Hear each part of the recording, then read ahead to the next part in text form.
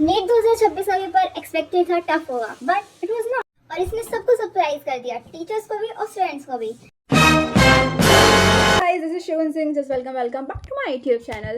So basically, let me give you a context of me and myself and my life first. So basically, I'm Shivan और मैं अभी currently 12th grader थी from 2025 to 2026 का batch.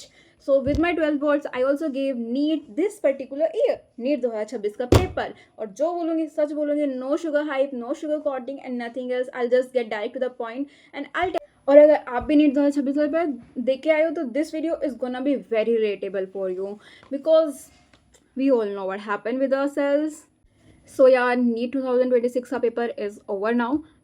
सच बोलो तो paper का level बहुत ज़्यादा इजी टू मॉडरेट टाइप का था. इतना हार्ड पेपर था नहीं जितना मतलब लग रहा था कि 2026 का पेपर होना चाहिए नहीं था, जिसकी वजह से देर मोस्ट ऑफ द स्टूडेंट्स उन्होंने बहुत ज़्यादा मेहनत भी करी है कि उनका इस बार सिलेक्शन हो जाए, और कुछ ने नहीं करी. They just want to give it as a trial because 22 lakh बच्चे हैं तो उनमें से कुछ ऐसे थे और कुछ ऐसे ही थे. तो I hope you are getting my point.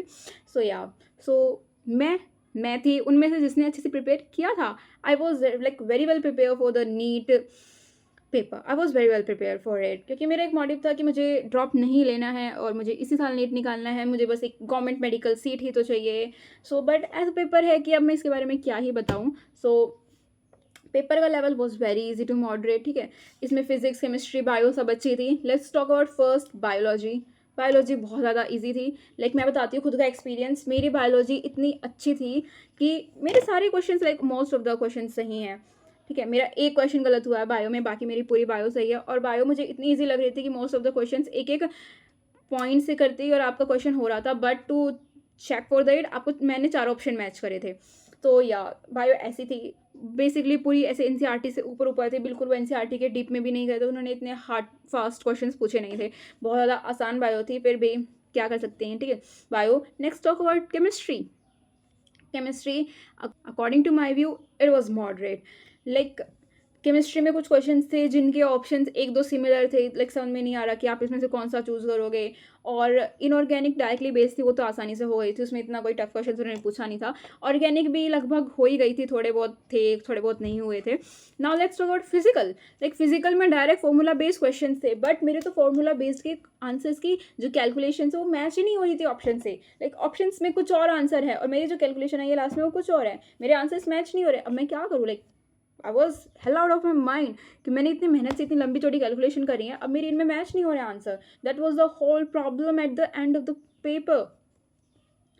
So yeah let's all chemistry. Like for all over the problem paper का level was not the problem ये नहीं थी कि पेपर हार्ड आया पेपर ईजी आया. हार्ड आता तो भी हम कर ही लेते कैसे ना कैसे करके, और ईजी आ रहा था तो भी कर रहे थे. But the level of paper was not the problem थी न्यूमेरिकल्स. लाइक मेरे न्यूमेरिकल्स के क्वेश्चंस हो तो रहे थे लेकिन उनकी जो कैलकुलेशन लास्ट में आ रही थी वो ऑप्शन से मैच ही नहीं कर रही थी, या फिर वो ऐसे आ रही थी कि ऑप्शन में जो आंसर है और जो मेरा आंसर आया उन पर डाउट हो रहा है कहीं ये आंसर आ भी नहीं रहा या आ भी रहा है कि नहीं है, सही है कि नहीं है. लाइक मैंने कुछ क्वेश्चंस तो ऐसे जिनकी 4 बार कैलकुलेशन करी है और फिर जाके मैंने उनको टिक आउट करा है. बिकॉज ऐसे उन्होंने ऑप्शंस रखे थे कि लाइक वो बहुत ज़्यादा टाइम ले लेते हैं. पर सामने आता पेपर इजी हो टफ हो, लाइक नहीं पता होता आपको उस 3 घंटे में आप क्या कर रहे हो. सब बोल देते हैं पेपर इजी था, पेपर टफ नहीं था, ये था वो था, सब हमने पढ़ाया वही आया. लाइक 3 घंटे आप पेपर में बैठे हो, आपको ये याद नहीं होता आपने क्या पढ़ा, आप क्या आता है क्या नहीं आता. 3 घंटे में आपको वो पेपर दिखता है और आपको नहीं पता अब इस पेपर में आपको क्या करना है. You just start solving it.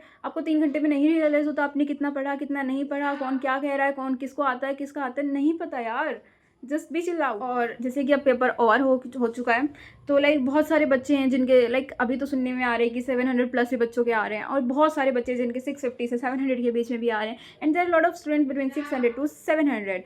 So as a NEET aspirant of 2026 मुझे नहीं पता मैं कहाँ स्टैंड आउट कर रही हूँ, but yeah I have calculated my marks as per the answer key जो अभी इंस्टीट्यूट से निकाल दी है. और बस पेपर था जैसे था. मैं इस नीट 2026 पेपर के लिए बहुत ज़्यादा वेल प्रिपेयर थी.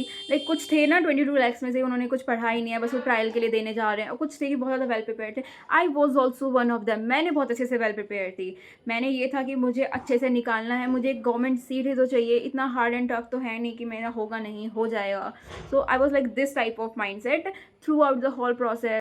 अब जब नीट 2026 का पेपर ओवर हो चुका है एंड नाउ, और मुझे नहीं समझ में आ रहा मैं आगे क्या करूँ. और 2 दिन से ऐसे दिमाग से ये ना क्वेश्चन पेपर बाहर जा भी नहीं रहा, क्योंकि लाइक नहीं समझ में आ रहा मैं क्या करूँ आगे। Should I wait for the exam result और should I do something else, I don't know. और जैसे मैं 12th के साथ ये नीट दे रही थी और मैं इसके साथ लाइक मेरा क्लियर गोल था कि मेरे को नीट 2026 देना है, इसी में एक मेरे को गवर्नमेंट मेडिकल सीट चाहिए और मुझे कुछ नहीं चाहिए। तो मैं इसके लिए लाइक स्टार्टिंग से प्रिपेयर कर रही थी। मैंने 11th भी दिया है, मैंने 12th भी दिया और मैंने दोनों साल अच्छे से प्रिपेयर किया है। और 12th में एज यू नो बोर्ड्स भी थे, नीट भी था, तो it was very difficult to manage all the things at the same time. Like कहीं ना कहीं मेरे बोर्ड्स भी कॉम्प्रोमाइज़ हो रहे थे, मेरी बोर्ड्स की पढ़ाई कॉम्प्रोमाइज़ हो रही थी, कहीं ना कहीं नीट की भी हो रही थी साथ साथ। बट मैंने सब हैंडल करा, all the pressure, all the things, all the hard work, all the shits that I have to do, मैंने सब हैंडल करा। एंड सबने मैं शायद मैं अकेली नहीं हूँ इस थ्रू आउट द जर्नी में। बहुत सारे लोग हैं उन्होंने सेम थिंग करी है, बहुत सारे लोग हैं उन्होंने शायद मुझसे भी ज़्यादा मेहनत करी होगी। तो लाइक कॉमन है ये सारी चीज़ें ना। एंड मुझे नहीं पता अब आगे पेपर कैसे गया है, और मुझे नहीं पता कि जितनी मेहनत मैंने करी है क्या उसका रिजल्ट मेरे सामने आएगा कि नहीं आएगा। आई डोंट नो एनीथिंग एल्स। मुझे सिर्फ पता है पेपर हो गया, मुझे नहीं पता मुझे क्या करना है। लाइक जो मेरा पेपर गया है वो मॉडरेट लेवल का गया है और मैंने इस पेपर के लिए लाइक बहुत ज़्यादा मेहनत करी थी। I did a hell lot of practice, I did hell lot of revisions, I did hell lot of exams and I did hell lot of test papers. मैंने बहुत कुछ करा, but the result is not in my favour. मुझे समझ में नहीं आ रहा है मुझे आगे क्या करना है, मुझे इतने मेरे मार्क्स आएंगे, मुझे कोई कॉलेज मिलेगा भी नहीं मिलेगा, और I have to repeat this for the next year, और I don't want to do this for the next years of my life. I don't. जैसा भी पेपर था फाइनली ओवर हो गया है, अब इसके बारे में कुछ कर नहीं सकते। बस लास्ट में ये फीलिंग थी, स्ट्रेस थी, एंजाइटी थी, लास्ट में लाइक पैनिक होने लग गया था लास्ट से 15-20 मिनट में मेरे को तो। और फिर बस जैसे ही पेपर ओवर हुआ, घर आके आंसर किए, ऐसे चेक करी, तो बस ये था काश 3-4 क्वेश्चन और कर दिए होते, काश 8-10 क्वेश्चन और कर दिए होते, काश ये मैंने इसके बारे में सोच लिया होता, काश यहाँ पे गलत नहीं हुआ होता। तो बस ये लास्ट में फीलिंग रह जाती है। So as we all know the feeling of regret is always more harder than the feeling of everything. Comment section में ज़रूर बताना आप लोग कितना स्कोर एक्सपेक्ट कर रहे हो, वो भी ज़रूर बताना, और मैं कितना स्कोर एक्सपेक्ट कर रही हूँ और मेरे आगे क्या डिसीजन है। For that you have to subscribe this channel. Keep bye bye.